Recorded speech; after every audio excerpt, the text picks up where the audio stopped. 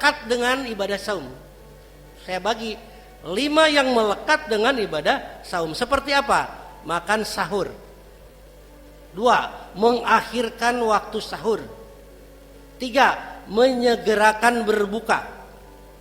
4, berbuka dengan kurma dan air putih. 5, membaca doa berbuka. Ini berdasarkan hadis ya. Ya ada 5.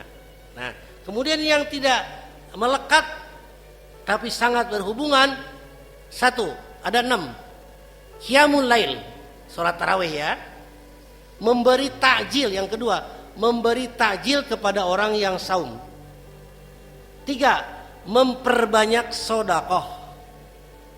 4, tadarus Al-Qur'an. 5, iktikaf 10 hari terakhir. Yang ke-6, umroh. Saya akan urai satu-satu ya. Baik, yang pertama yang melekat dulu ya. Ibadah sunnah yang melekat. Tadi apa yang pertama?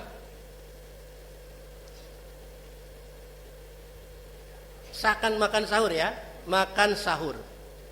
Makan sahur dan mengakhirkan sahur. Tadi saya ulangi. Menyegerakan berbuka. Saya ulang lagi ya. Kemudian yang keempat, berbuka dengan kurma dan air. Kemudian doa ketika berbuka. Ada 5 yang melekat langsung dengan ibadah saum. Pertama, makan sahur. Hadis Nabi sahih riwayat Imam Muslim, makan sahur itu perintah dari Rasulullah SAW, dari Anas bin Malik ya. Rasulullah bersabda, tasahharu fa inna sahur barokah. Tasahharu kalau bahasa secara gramatika bahasa, kalau dalam bahasa ilmu nahwu itu fi'il amar, perintah. Tasahharu, bersahurlah kalian ya, bersahurlah kalian, fa inna fisuhur, di dalam sahur itu barokah. Ini jujur paling berat Bapak Ibu. Saya punya anak 4, ada yang masih sekolah. Kakak sahur gitu kata mamanya. Wah, ngantuk mah. Udah kenyang, nggak mau mah. Udah nggak apa-apa, nggak sahur. Susah ya. Susah, itu perjuangan tersendiri. Kenapa? Ini sini Bapak Ibu sekalian, bukan masalah sahurnya. Ya, ini muttafaq alaih sebenarnya, bukan Muslim. Muttafaq alaih itu Bukhari dan Muslim. Bukan masalah itunya, karena kita diperintahkan Rasulullah. Ketika kita bersahur, dapat nggak pahala sunnah sahur? Dapat nggak? Dapat. Masalah sahurnya hanya minum atau apapun, dapat. Insya Allah dapat pahala sunnah sahur. Karena ibadah Ramadan ini ibadah yang amazing, maka ada kaidah fikih begini Pak Ibu. Kaidah fikihnya gini. Makana aksaro fa'lan kana aksaro fadlan. Ini kalau saya terjemahkan, pahala itu akan berbanding lurus, pahala yang besar itu akan berbanding lurus dengan semakin besar tantangan dan pengorbanan sebuah ibadah berbanding lurus dengan pahalanya. Kira-kira gitu. Saya ulangi, semakin besarnya tantangan dan pengorbanan ibadah, semakin besar pahalanya. Ibadah sholat lail itu sampai Allah mengatakan dalam Quran ya, betapa besar tuh nilainya. Kenapa besar? Karena tantangannya besar. Kenapa ibadah haji dan umroh itu sampai surga jaminannya? Karena tantangan dan pengorbanannya nggak sedikit. Kenapa puasa ini juga tantangannya nggak mudah? Maka semakin kita bisa melewati tantangan dan pengorbanan, semakin besar pahalanya. Jangan dikira pahala sunnah sahur ini remeh-temeh Bapak Ibu. Demi Allah enggak. Karena ini besar. Ya. Nah, makanya Masya Allah. Nah, ada sunnah yang kedua nih. Mengakhirkan makan sahur. Mengakhirkan makan sahur. Mengakhirkan makan sahur. Ya. Mengakhirkan sahur itu, ini ada hadis riwayat dari sahabat Nabi ya.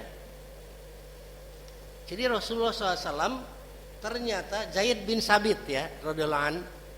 Zaid bin Sabit mengatakan dalam hadis ya, pernah bersahur bersama Nabi. Kami bersahur, jadi Rasul tidak selalu dengan istrinya ya, terkadang dengan sahabat. Ini sebuah pelajaran. Jadi kalau ibu-ibu, kalau suami kita mau sahur dengan yang lain, jangan dilarang ya. Kadang-kadang boleh, tapi setiap malam jangan. Ya, boleh. Orang Rasul aja pernah bersahur bersama sahabat. Buktinya ini hadis dari Zaid bin Sabit. Kami bersahur bersama Rasulullah. Tidak lama kemudian kami sholat subuh maksudnya. Berarti jaraknya begitu pendek.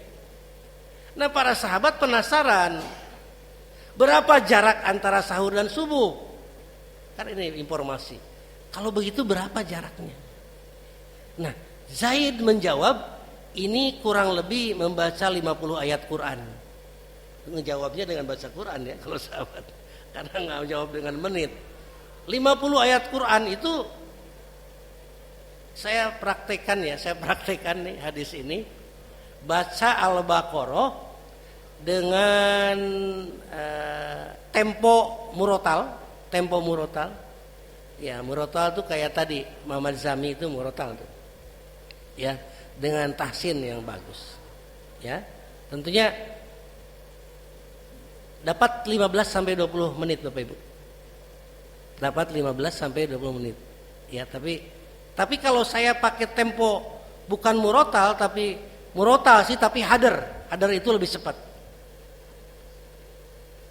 Innalladzina kafaru lan tudyanhum amwaluhum wala auladuhum minallahi syai'a wa ulaika hum waqudun nar kadabi ali fir'auna walladzina min qablihim kazzabu biayatina. Nah, itu hadar. Kalau dibaca seperti itu 7 menit, 5 sampai 7 menit.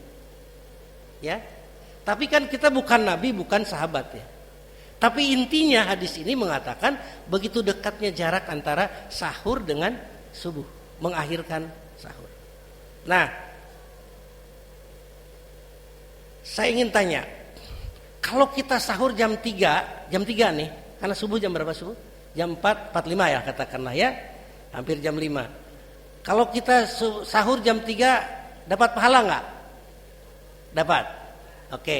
Kalau kita sahur jam 4 atau jam 4:15, dapat pahala sahur? Dapat. Juga dapat pahala mengakhirkan sahur. Double ya. Karena ini perintah Nabi. Ini sunnah. Pahala sunnah Rasulullah mengakhirkan sahur kita dapat kalau kita mengakhirkan sahur. Ya, dilatihlah misalnya, dilatih. Tapi jangan misalnya sahurnya saya jam 2 Ustaz. Tidur lagi bangun 6:30 itu lain, itu nggak boleh. itu artinya meninggalkan wajib memburu sunnah gitu ya. Dan seperti itu ya. Nah, kemudian yang kedua, berikutnya ini yang kedua, yang ketiga menyegerakan berbuka. Menyegerakan takjil. Ya, disegerakan. Ya. Ini bagian yang paling disiplin umat Islam tuh di sini. Kalau udah mau takjil kan kita nggak akan kemana-mana, harus segera takjil gitu ya. Nah, takjil itu harus disegerakan. Dalam hadis yang samalah dari Anas bin Malik juga ya, bahwa Rasulullah SAW itu makan bukanya itu disegerakan. Ya. Kemudian misalnya gini, maaf, ada seseorang yang sebelum adzan tiba, ada maghrib, datang ke masjid, itu udah luar biasa ya kedengarannya, luar biasa karena didoakan malaikat. Kemudian duduk dikir menjelang maghrib, dia tidak buka sampai dia ikut sholat berjamaah, belum berbuka zikir, baru selesai ba'diyah maghrib baru kita buka. Sepertinya husu banget orang ini gitu ya. Tapi mohon maaf, husu yang tidak pakai ilmu. Yang terbesar nilainya justru yang menyegerakan berbuka. Batalin aja dulu. Ya. Dengan apa Rasulullah berbuka? Dengan kurma atau air. Dengan kurma. Ini sunnah Bapak Ibu, bukan kurma memang ada di ciri khas makanan pokok orang sana, bukan Bapak Ibu. Ini hadisnya nih saya tunjukkan. Hadisnya saya tunjukkan bahwa Rasulullah SAW berbuka dengan kurma dan air. Air putih tentunya ya. Air putih. Kenapa air putih? Ya. Karena air itu kata Nabi tahur, suci dan mensucikan. Suci dan mensucikan. Ya. Air putih itu suci dan mensucikan. Kopi itu suci enggak? Suci, bisa diminum kan? Mensucikan enggak? Enggak. Ya. Teh manis, kopi itu suci tapi tidak mensucikan. Ya, susu dan lain-lain. Tapi air putih itu suci mensucikan. Ikuti ajalah perintah Nabi. Itu insya Allah akan kita mendapatkan nilai tertinggi dalam saum ini. Gitu ya. Kemudian yang kelima yang melekat dengan Ramadan adalah tentu berdoa saat berbuka. Berdoa saat berbuka. Jadi berdoa itu sekurang-kurangnya dalam hadis dikatakan sekurang-kurangnya bismillahirrahmanirrahim. Kalau sekarang yang beredar kan Allahumma lakasum tu wa bika amantu ala rizqika aftartu gitu ya. Tapi ada yang mendoibkan, para ahli hadis ada mendoibkan. Oke lah. Ada yang soheh apa tuh? Zahamad doma'u al-talatil ruku wa sabaqul arju insyaallah. Boleh. Silahkan yang mana aja pilih. Sekurang-kurangnya bismillah. Itulah doa saat berbuka, ya, saat berbuka. Sekali lagi, kalau kita mengikuti aturan main apa yang disampaikan dan dicontohkan Nabi, di dalamnya ada keberkahan. Tadi sahur itu ada berkah gitu ya. Berkah itu apa? Semakin kita mengakhirkan sahur, di dalamnya ada keberkahan. Salah satunya adalah didoakan para malaikat. Arti banyak berkah itu apa? Banyak kebaikan yang Allah timpakan pada kita. Itu arti secara sederhana.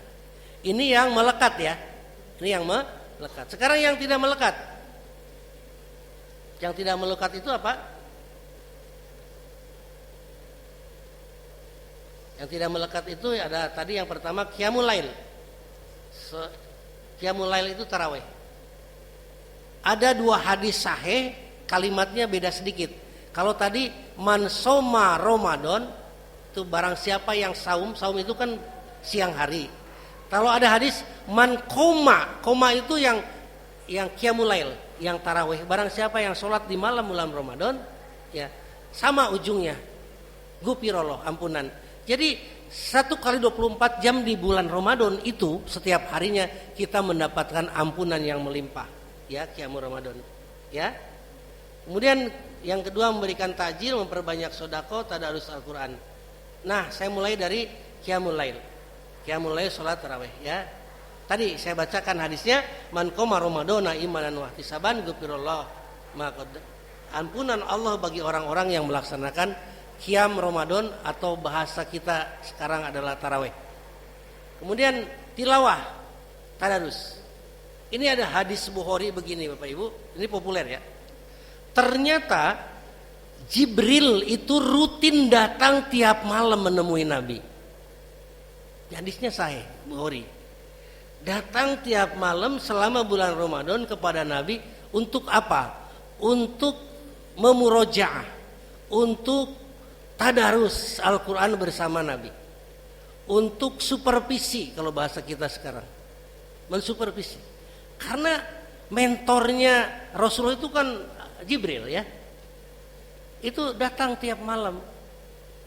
Kalau pernah ke Raudhoh itu ada pintu keluar sampingnya Babu Jibril ya, ada pintu Jibril disebutin Babu Jibril ya. Karena mondar mandirnya masuk Jibril itu dulu mendatangi Nabi ya. Ada kalanya menjelma seperti manusia gitu ya, berpakaian bersih putih gitu, rambut hitam gitu, bersih. Nah itulah. Nah, kadang-kadang juga bertemu dengan para sahabat. Nah itu hanya tekniknya. Tapi Jibril datang untuk apa? Bertadarus. Di sini sebutkan tadarus. Bapak Ibu mohon dipahami, tadarus dengan tilawah itu beda.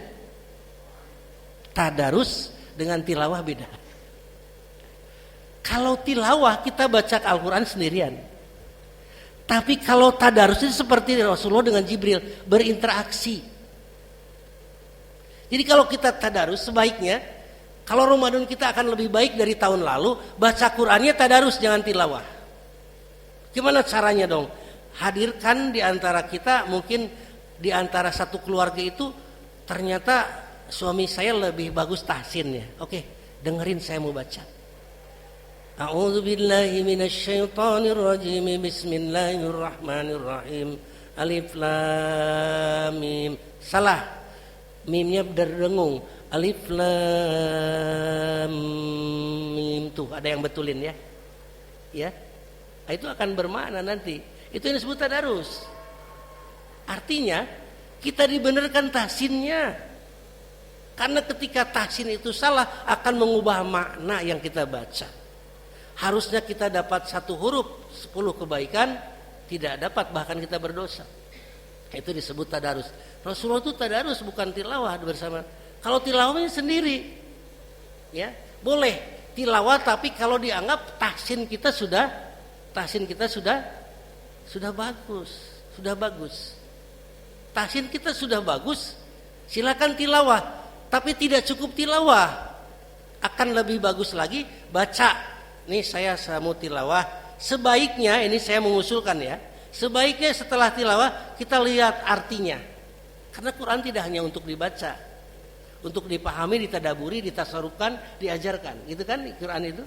Nah, lihat artinya. Bapak Ibu, saya sangat meyakini kalau kita tilawah tapi juga kita melihat artinya aja, arti harfiah, ada yang bergerak di jiwa kita.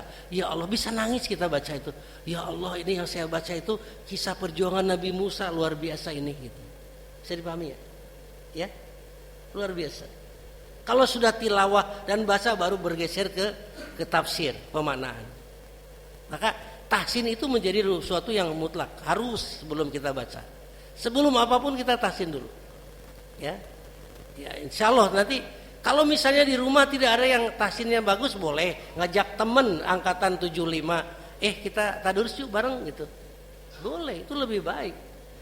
Silaturahimnya dapat, tadarusnya dapat, gitu ya.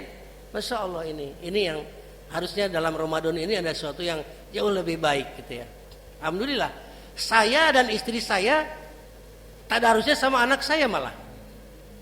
Sama anak, saya tidak merasa malu. Saya punya anak 4, alhamdulillah 2 sudah tahfiz Quran, ya, dapat sertifikat tahsin di Mesir, kebetulan di Mesir kuliahnya di Al Azhar, gitu ya. Nah itu tahsinnya sangat bagus. Ya udah ikutin saya jadi berguru, saya baca, tolong kamu dengerin. Nah, ada harus dibenerin seterusnya. Nggak apa-apa, saya tidak mau sia-sia bacaan saya, gitu ya. Jadi insya Allah bacaan kita itu tidak sia-sia jadinya, ya. Jadi seperti itu ya. Jadi, nah itu yang berikutnya adalah setelah kita tadarus atau tilawah, silakan dipilih Bapak Ibu. Nah, yang berikutnya adalah bersedekah dan amal kebaikan. Rasulullah SAW itu beliau orang yang dermawan, terkenal dermawan. Tapi begitu Ramadan beliau lebih dermawan lagi. Rasulullah tidak sekaya Umar, Rasulullah tidak sekaya Utsman, Rasulullah tidak sekaya Abdurrahman bin Auf, tapi Rasulullah itu senantiasa selalu memberikan harta yang ia cintai. Rasulullah tidak pernah menyimpan uang.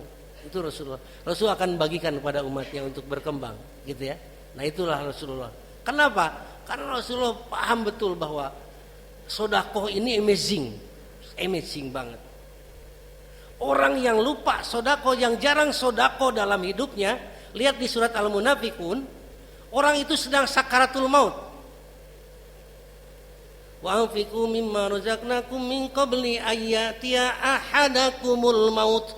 Ketika sedang sakaratul maut, akhortani, sebentar aja Allah, jangan sekarang, jangan menit ini, tunda aja sebentar aja, 5 menit boleh. Ya Allah, jangan sekarang, ini sedang sakarat. Mau apa sih Pak Sodako? Aku ingin sodakokan semua harta yang aku tinggalkan. Itu Quran menyebut, ya. Itu Quran menyebut. Itu sodako, dasarnya sodako. Karena apa? Karena ketika kita sedang sakaratul maut, pahala sodako ditampakkan dulu sama Allah. Ya, orang yang sudah meninggal saya di kuburan itu juga sama ingin kembali.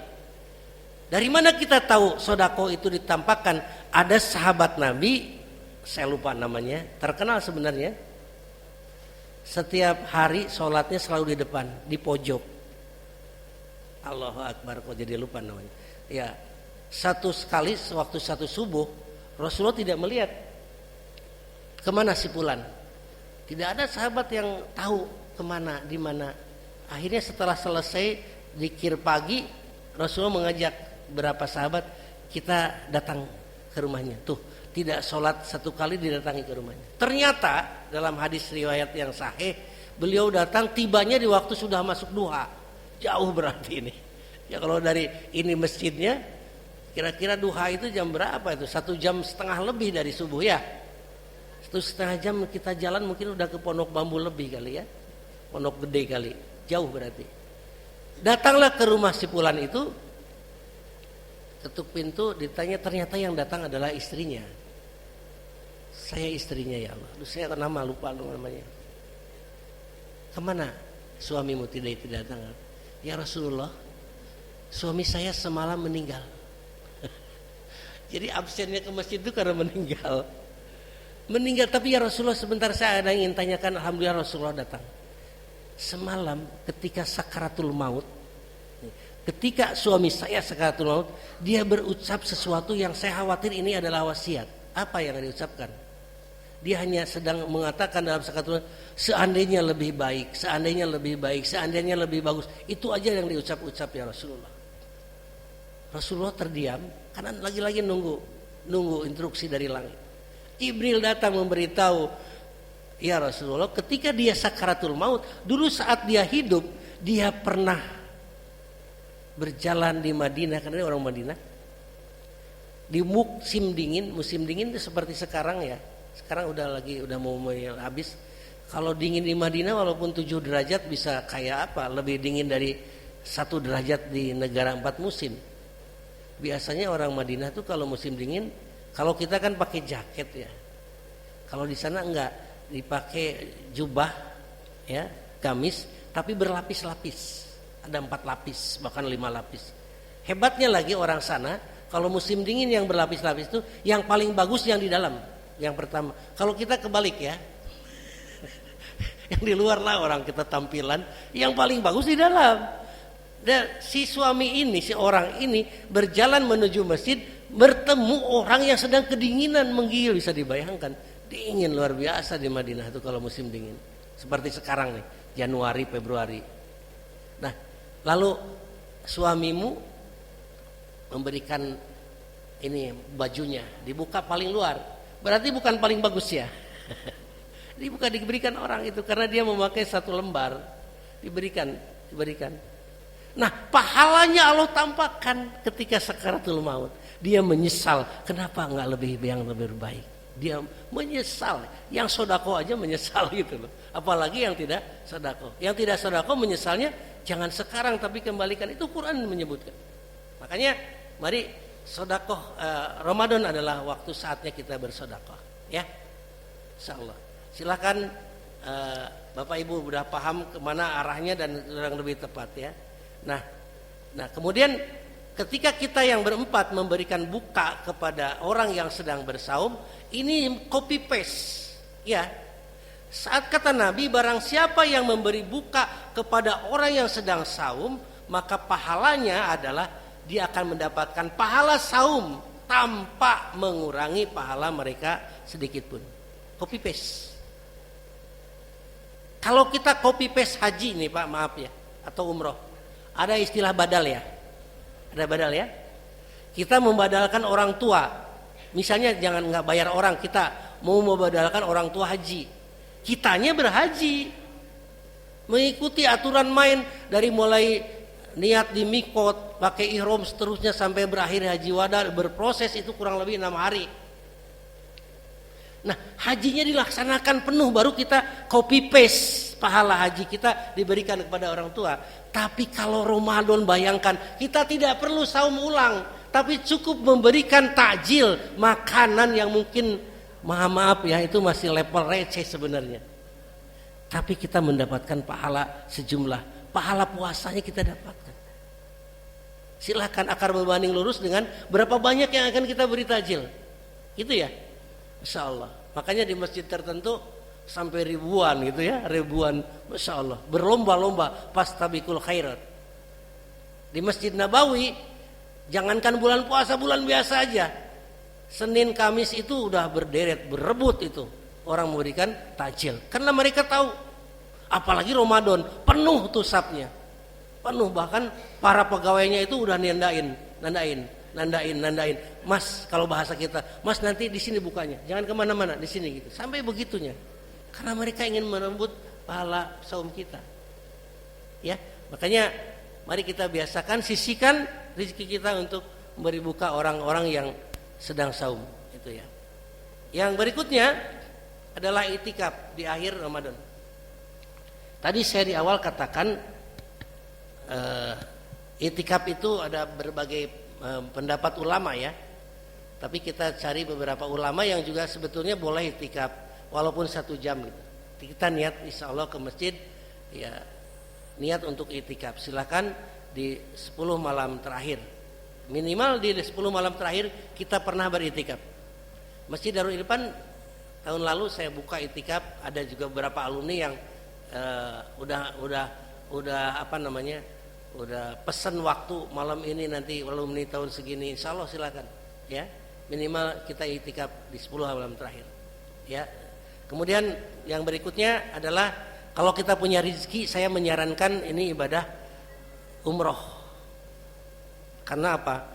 Umroh di bulan Ramadan itu ya sama dengan haji ya, pahalanya setara dengan haji bersamaku.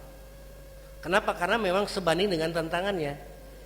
Kalau apalagi di 10 hari terakhir, umroh 10 hari terakhir itu Masya Allah 5 km radius haram itu udah sesak, nggak bisa kita dari hotel ke masjid nggak bisa balik lagi, saking sesak padatnya manusia ya untuk mendapatkan rezeki. Nah itulah, silakan mudah-mudahan kita bisa melaksanakan, kalaupun tidak umroh tadi, dakwah atau jihad fisabilillah ya. Pengganti umroh kita nggak ada uangnya Ustaz, karena pasti mahal berlipat-lipat lah bulan Ramadan, apalagi di akhir sangat mahal. Nggak apa-apa, kita jihad fisabilillah ya, bantuan kepada orang-orang yang sedang jihad, bantuan orang-orang yang sedang menderita, itu juga sama pahalanya dahsyat di bulan Ramadan. Nah kemudian saya ingin sampaikan, ada, kalau Ramadan ini ibarat sekolah lah, ibarat madrasah diklat untuk mencetak orang takwa, pasti ada siswa terbaik ya. Kan gitu ya. SMA 8 akan keluar nih 10 siswa terbaik, dapat eligible misalnya kan, dapat pokoknya dapat privilege gitu ya. Nah di Ramadan juga ada.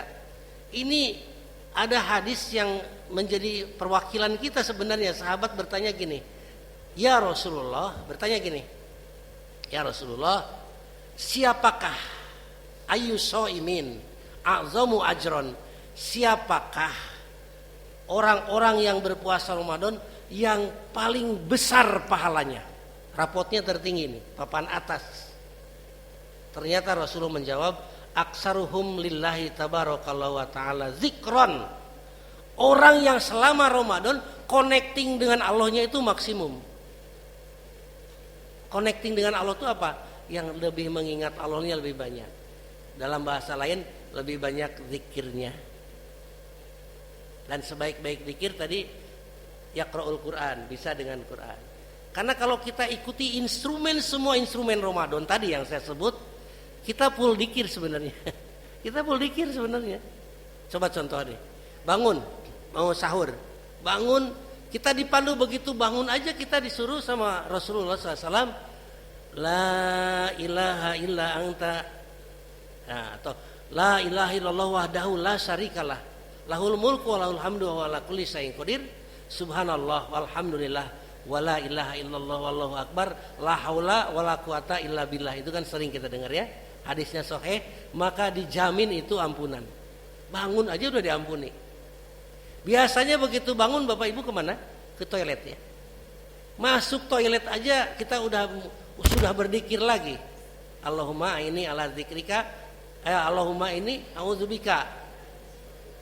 Nah, begitu keluar dari toilet kita juga udah gupronaka, udah semua full dzikir. Aktivitas apalagi kalau di waktu sahur itu kita membaca istighfar, dzikirnya istighfar. Di surat Al-Imran orang-orang penghuni surga, orang-orang takwa itu disebutkan as-sabirina was-shadiqina wal-qanitina wal-munfiqina wal-mustaghfirina bil ashar. Orang-orang ahli surga itu dia beristighfar di waktu sahur. Masya Allah.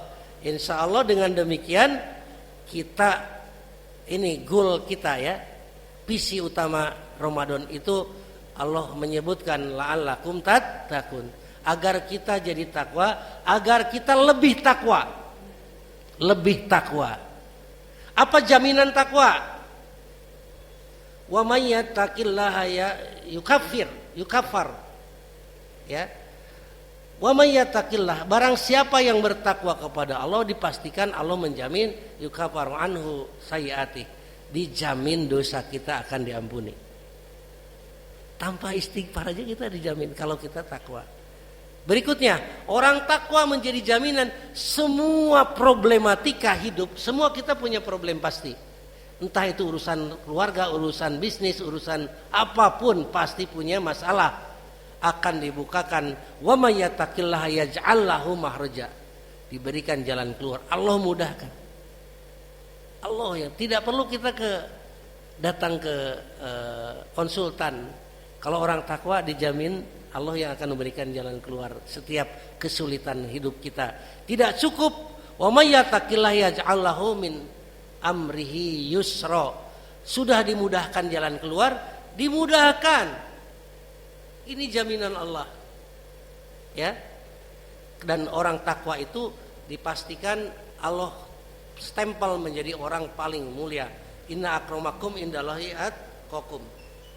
Sungguhnya manusia itu yang paling utama, paling mulia di sisi Allah hanyalah orang-orang takwa. Ya. Dan orang takwa itu tidak pernah takut miskin Bapak Ibu. Saya ulangi, orang takwa tidak pernah takut miskin karena Allah yang menjamin wa yarzuqu man haitsu la yahtasib. Orang takwa itu Allah akan berikan rezeki bukan dari gajinya, bukan dari bisnisnya, ya, tapi dari tempat yang tidak pernah ia duga. Pernah? Pasti pernah ya. Pasti yakin, saya yakin pernah Bapak Ibu. Pernah dapat rezeki yang tidak pernah terpikirkan. Ya. Nah, itulah orang takwa, ya. Nah, dan takwa itu menjadi tiket kita ke surga. Uiddat lil muttaqin. Surga itu hanya bisa masuk dengan barcode takwa. Bahasa sekarang selalu barcode ya. Jadi surga itu bisa masuk dengan barcode takwa. Ya. Semoga Allah Subhanahu wa taala mempertemukan kita dengan Ramadan yang tinggal berapa hari ini, juga bukan Ramadan yang terakhir dalam hidup kita. Doa kita hari ini adalah Allahumma balighna Ramadan. Ya Allah, sampaikan umur kami ke bulan Ramadan. Amin. Mungkin itu yang saya sampaikan ya. Sebelum ditutup doa, saya kembalikan dulu ke MC. Terima kasih.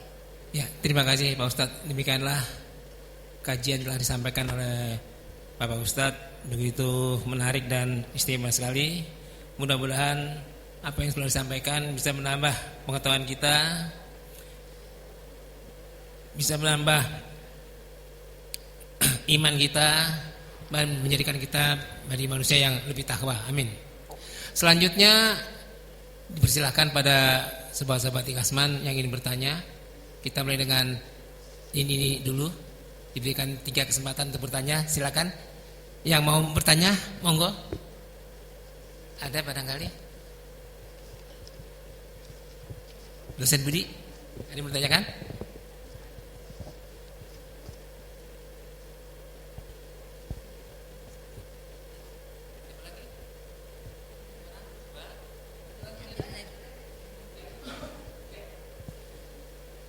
Assalamualaikum warahmatullahi wabarakatuh. Waalaikumsalam warahmatullahi wabarakatuh. Terima kasih dikasih kesempatan bertanya. Begini Pak Ustadz, mau tanya, ini kan dikatakan bahwa semua dosa-dosa kita terampuni gitu ya Pak Ustadz, di dalam bulan Ramadan ini. Yang ingin saya tanyakan, apakah dosa dengan manusia lain diampuni juga? Dan dosa-dosa seperti orang yang mengambil harta orang lain, ya, apakah juga terampuni? Misalnya orang korupsi lah gitu ya, yang banyak gitu. Mungkin ada korupsi yang kecil kali terampuni juga. Iya, guru nih yang suka korupsi waktu. Itu saja. Langsung jawab atau kasih lagi? Langsung jawab ya, biar tidak lupa. Langsung jawab.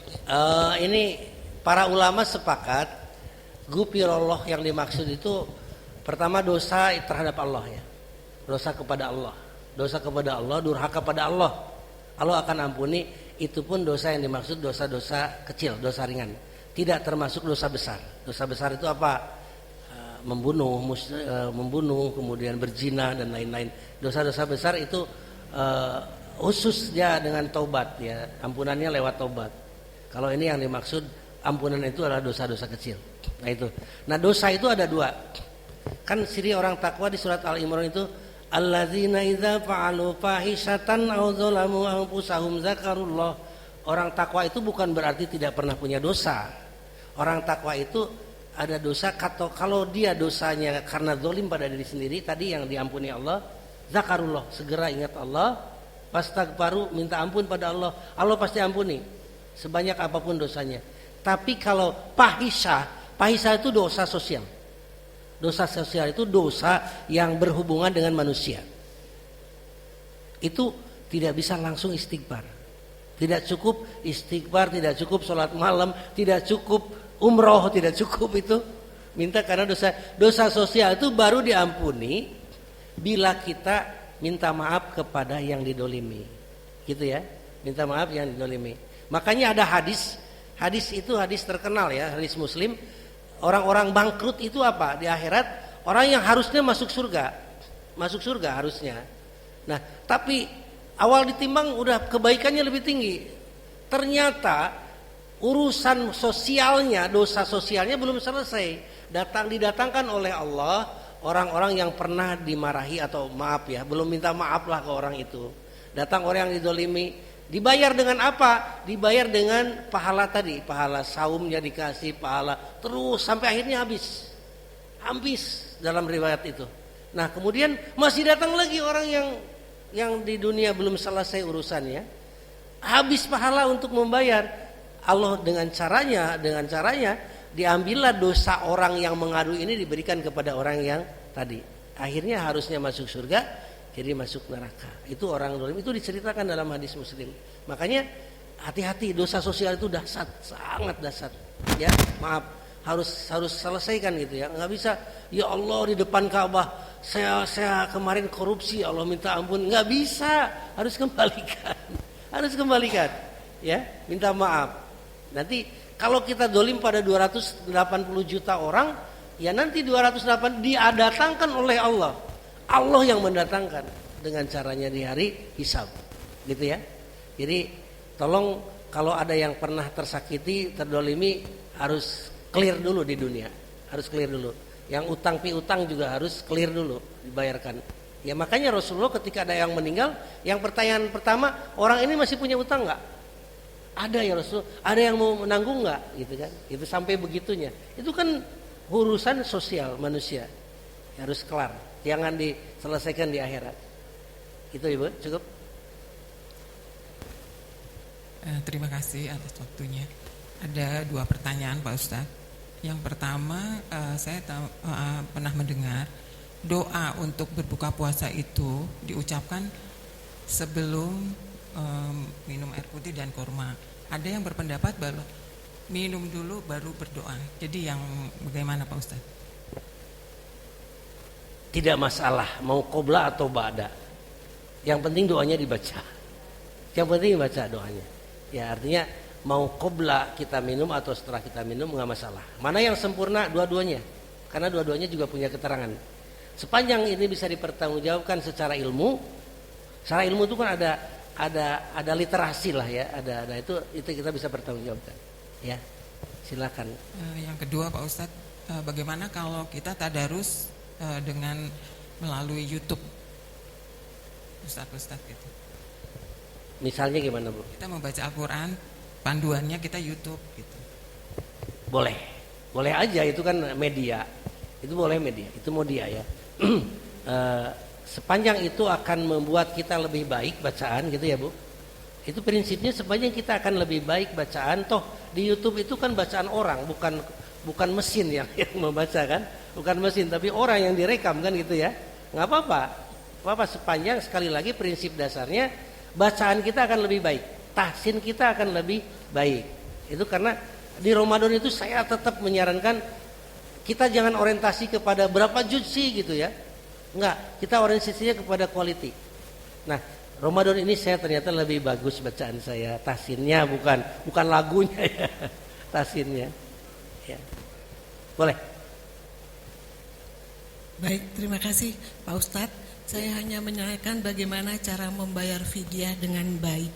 Karena terkadang kita ada bolongnya pada saat berpuasa itu. Terima kasih. Ya. Fidyah ya. Fidyah itu pengganti Ramadan. Kalau kita misalnya sakit yang sudah secara biologis nggak mungkin akan sembuh, cukup fidyah sebagai pengganti. Tapi kalau misalnya kita masih kita harus dibayar, tetap Ramadannya tetap diganti kayak tadi orang-orang yang batal karena sesuatu hal sakit, ya kita tetap Allah berikan kita sehat dan kita mampu ya bayar. Nah yang fidyah tadi adalah orang-orang yang memang yang secara secara manusiawi nggak mungkin bisa gitu ya. Jadi tadi disebutkan dalam Quran itu dibaca ya tadi yang fidyatun ta'amu miskin itu adalah orang yang memang tidak mampu sebenarnya, tidak mampu secara fisik. Orang jompo, orang yang nggak mungkin. Kalau seandainya dipaksakan saum dia akan sakit, itu juga madorot, nggak boleh. Islam itu memudahkan. Tadi di ayatnya yuridu likumul yusra wala yuridu. Tadi kan Allah itu tidak akan mempersulit. Gitu. Bisa, Bu? Sudah, Tat. Terima kasih, Tat. Berikutnya Pak Ketua ini mau nanya, silakan. Terima kasih, Pak. Mohon maaf. Ini saya mengenai keimanan. Dalam hadis ada kalau nggak salah Bukhari Muslim yang mengatakan bahwa al-imanu nispan, nispu pisobri wan nispu pisukri. Nah, jadi pertanyaan saya, apakah itu sahih enggak itu? Apakah takwa itu hanya dan sabar dan syukur saja? Nah, itu hadisnya saya kira di buku hadis pasti ada itu. Ya. Yang kedua, Pak Ustaz. Ini apakah namanya tadarus atau apa? Di lingkungan kami ya, lingkungan ini Ikasman, tiap 5 hari ya Pak San mengadakan tadarus menurut kita itu. Jadi 30 orang masing-masing 1 juz. Jadi 30 hari 30 juz oleh 30 orang. 5 hari sekali. Dan sudah berlangsung lama, Pak. Sudah mulai tahun berapa ya? Hasan sebagainya. Nah itu tuh apakah tadarus atau apa? Jadi masing-masing dibagi 1 juz tiap itu. Kita. Malah saya sebagai mengasuh para pensiunan ada 5 grup kali 6 grup kali 30 berarti 180. Mereka membaca Al-Quran bagi-bagi. Kalau sudah baru store di checklist bahwa itu sudah. Nah itu apa namanya tadarus atau apa? Tapi nawaitunya kan sama-sama kita ingin membaca Al-Quran dengan baik bersama-sama ya, supaya ya harapannya mendapat maghfirah dari Allah Subhanahu wa taala. Itu barangkali kalau salah, maksudnya kalau benar, kalau salah harus bagaimana? Nah, kali ini udah bertahun-tahun Pak Ustadz, gitu. Jadi saya itu mencontoh dari rekan-rekan kita ini sebetulnya saya awalnya ada 7 grup Pak, 7 kelompok, 30 pensiunan di lembaga saya, dan saya kebetulan yang mengasuh lah, gitu, mengasuh. Jadi tiap 30 itu. Nah kira-kira tadarus atau apa gitu. Kita menamakannya tadarus online. Ya, ada tadarus online ada apa gitu. Saya kira itu ya, ada 2 yang saya sampaikan, mohon petunjuk ya, penjelasan agar kita betul-betul istiqomah melaksanakannya. Terima kasih Pak Ustaz. Baik, terima kasih Pak Ketua. Rasulullah itu sangat ahli dalam bidang komunikasi. Terkadang hal yang sama di tempat ini beliau mengatakan ini gitu ya. Sebenarnya motivasi. Tadi di hadis itu betul bahwa iman itu sebenarnya ibarat 2 keping mata uang. Yang satu sabar, yang satu syukur. Sabar dan syukur ini kan menjadi satu, tidak cukup kalau hanya sabar kalau tidak syukur gitu ya. Nah betul, itu betul. Betul Pak, itu memang sabar dan syukur tidak bisa dipisah, intinya gitulah. Tidak hanya syukur aja sabarnya, enggak, sabar juga tetap harus syukur. Nah kemudian yang kedua, sebenarnya sih tidak salah Pak, cuman tadi yang saya maksud tadarus dalam versi ini, dalam hadis ini, karena disampaikan ada interaksi Pak. Kalau di sini itu dalam hadis ini tuh Jibril dengan Rasul ada interaksi. Jadi Jibril dengan Rasulullah itu ada interaksi. Artinya apa? Ya memang sedang memurojaah sebenarnya. Nah akan lebih baik kalau sesekali kita harus ada murobinya Pak, mengecek tahsin kita benar nggak sih gitu. Itu kan lebih baik. Bapak Ibu, alhamdulillah saya ditakdirkan memimpin sebuah yayasan pesantren kecil sih di Jakarta, di daerah di Tasikmalaya, tempat lahir saya, warisan dari orang tua Pak. Jadi saya dibesarkan memang di lingkungan di kampung, ya daerah pesantren sih. Nah kemudian sampai sekarang masih bertahan, tapi karena sekarang eranya adalah terhadap tahfiz Quran, maka saya alihkan menjadi para penghafal Quran. Nah ada guru di situ, banyak para gurunya. Nah saya secara rutin membawa orang-orang yang lebih ahli dalam masalah tahsin. Nah gurunya aja kita tahsinin lagi gitu. Jadi gurunya secara rutin saya pulang ke kampung. Salah satunya adalah anak saya yang memang sudah dapat sanad tahsin gitu. Nah untuk merecek lagi. Padahal dia guru Quran gitu ya. Nah itu tidak salah. Rasulullah yang sehebat itu, yang sesempurnanya itu gitu.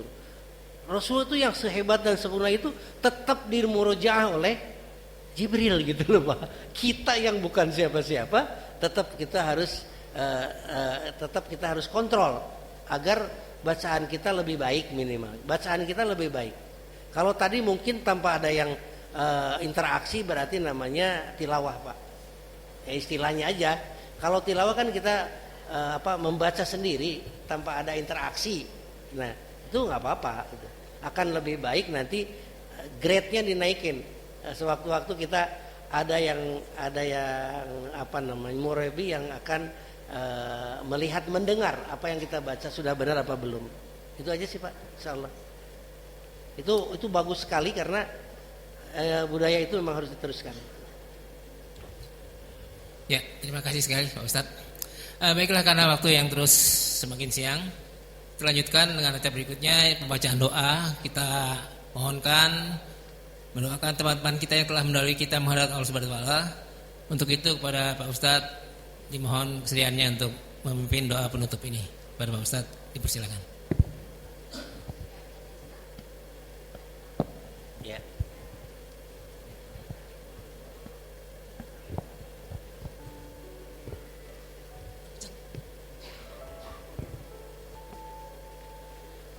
Bapak Ibu, ayah bunda, para senior yang saya muliakan, yuk sejenak kita bertawadu di rumah Allah ini, tempat di mana mustajab doa, di masjid yang mulia, di majelis yang mulia pula. Kita merunduk, mengaku kecil di hadapan yang maha besar Allah Al-Kabir, mengaku lemah tidak berdaya di hadapan Allah yang maha perkasa, yang maha kuat Allah Al-Matin, mengaku kita butuh di hadapan yang maha sempurna. Hamdan yu'afi ni'amah wa yukafi'u majidah. Ya Rabbana lakal hamdu kama yanbaghi li jalali wajhika wa azimi sultanik. Allahumma salli wa sallim wa barik ala nabiyyina Muhammadin wa ala alihi wa ashabi ajmain. Allahumma inna nas'aluka mujibati rahmatika wa azaima wa salamatan min kulli ismin la tad'ulana dzamban illa ghafartah wa la hamman illa farajtah wa la dainan illa qadaitah wa la maridon illa safaitah wa la mujahidan illa nasartah wala hajatan ya lakaridon illa qadaitah ya arhamar rahimin.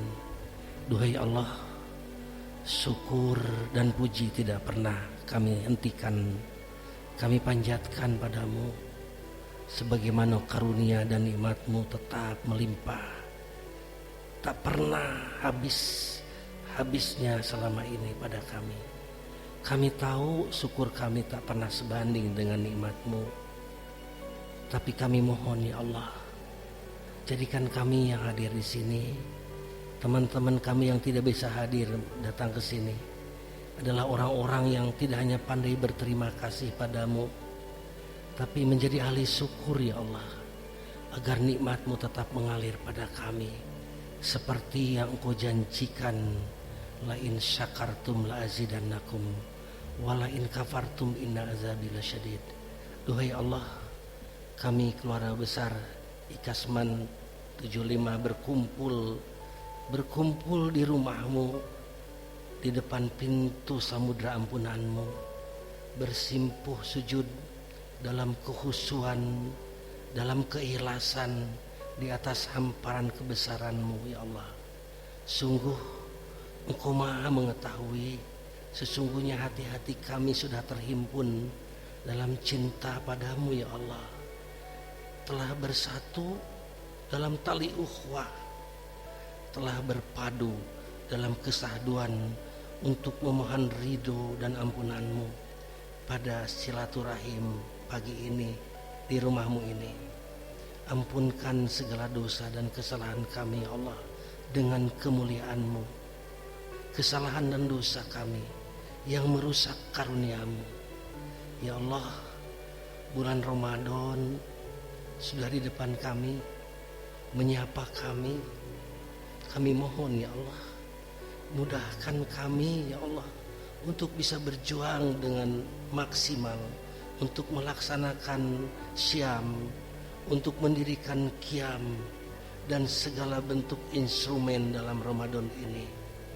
Allahumma inna nas'aluka fi'lan khairat, Allahumma inna nas'aluka fi'lan khairat watarkal mungkarat.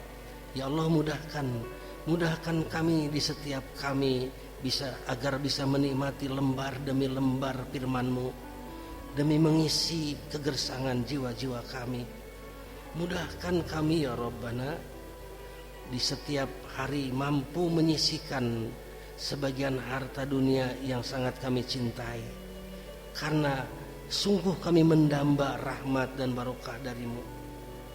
Sehatkan kami Rabbana, sehatkan saudara-saudara kami yang sedang sakit saat ini ya Allah. Allahumma Rabbana sa'ad bil ba'sa isbi wa anta syafi la sifaan illa sifa'u sifaan la yughadiru saqama. Sehatkan kami semua ya Allah, agar 1 bulan penuh kami mampu menahan lelah, menahan kantuk untuk bersimpuh di hadapan-Mu. Kuatkan kami ya Allah 1 bulan mendatang bisa meninggalkan makan, bisa meninggalkan minum yang menjadi kebutuhan hidup kami selama ini, untuk membuktikan cinta kami padamu Rabb, untuk memberikan kami patuh dan taat padamu Rabbana. Sungguh kami beramal di bulan Ramadan nanti demi Engkau yang tidak memerlukan amal kami sesungguhnya. Kami ingin bersujud ya Allah di malam-malam bulan Ramadan agar dekat dengan Engkau yang tidak membutuhkan puji dan syukur dari kami sesungguhnya. Semua itu kami lakukan karena kebutuhan kami yang doib ini ya Allah.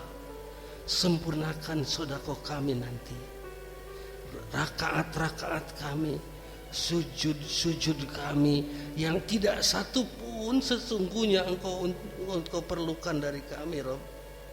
Kembalikan itu semua pada kami Rabb. Kembalikan yang beralaskan kesempurnaan kasih sayang-Mu. Sempurnakan segala kekurangan kami ya Allah, segala kekurangan dan kealpaan kami selama ini ya Allah. Ya Allah, ampuni kami, ampuni kedua orang tua kami ya Allah, ayah bunda kami ya Allah. Ya Allah, jadikan setiap tetes air mata mereka mengurus kami, membesarkan kami, menyekolahkan kami adalah ampunan-Mu untuk mereka Rabb. Jadikan setiap tetes air mata mereka karena kami, karena kelakuan kami, karena bentakan kami adalah surga terbaik-Mu untuk mereka Rabbana. Ya Allah, ya Rabbana, jika ada sepotong dikir kami saat ini yang Engkau dengar dari sekian lama kami lalai mengingat Engkau, jika ada sedetik sujud kami yang Engkau terima dari sekian banyak ibadah kami tidak khusyuk padamu, jika ada selembar jariah kami yang Engkau hargai dari sekian banyak harta yang Engkau amanahkan pada kami, kemudian Engkau catat itu semua jadi pahala, kami mohon ya Allah, tumpahkan semua itu, tumpahkan Rabb untuk ayah bunda kami Rabb. Karena dari mereka kami berasal, dari mereka kami mengenal Engkau. Janjikan pada kami siang ini bahwa Engkau tidak hanya kumpulkan kami di dunia ini, tapi juga Engkau akan kumpulkan kami nanti bersama orang-orang yang kami cintai dan mencintai kami di surga terbaik-Mu ya Allah. Allahumma salimna ila Ramadan, Allahumma salimna ila Ramadan, wasalim lana Ramadan, wasalimhum minna. Ya Allah, sampaikan kami kepada bulan Ramadan ya Allah. Sampaikan umur kami ke bulan Ramadan. Berikan kami kekuatan untuk bisa melaksanakan semua instrumen di Ramadan ini. Karena bagi kami Ramadan adalah sebuah karunia bagi kami. Ramadan adalah nikmat dan kehidupan kami yang berkah. Ramadan adalah ketaatan. Ramadan adalah ketaatan di sisa umur kami ini ya Allah. Sungguh kami tidak tahu sampai kapan kami bisa beribadah padamu ya Allah, sampai Engkau nanti memanggil kami ya Allah. Kami mohon Rob, pertemukan kembali kami dengan Ramadan di tahun yang akan datang ya Allah. Pertemukan kembali kami di Ramadan yang akan datang ya Allah. Panggil kami nanti saat Engkau memanggil kami pulang dalam keadaan sedang taat padamu, husnul khatimah. Amin ya rabbal alamin. Rabbana wa taqabbal doa. Ya Allah, kabulkan doa kami. Rabbana atina fid dunya hasanah wa fil akhirati hasanah wa qina adzabannar wadhinal jannata mal abrar. Ya Aziz, ya Ghaffar, ya rabbal alamin. Walhamdulillahirabbil alamin. Demikianlah doa yang sudah disampaikan oleh Bapak Ustadz. Mudah-mudahan apa yang kita doakan dijawab oleh Allah Subhanahu wa taala. Acara selanjutnya diharapkan teman-teman Ikasman berkumpul untuk foto bersama di depan spanduk. Silakan dibantu. Kita foto bersama, nanti dilanjutkan dengan bersalam-salaman untuk saling bermaafkan. Silakan teman-teman, mari. Ayo Pak Ustadz ikut foto bersama.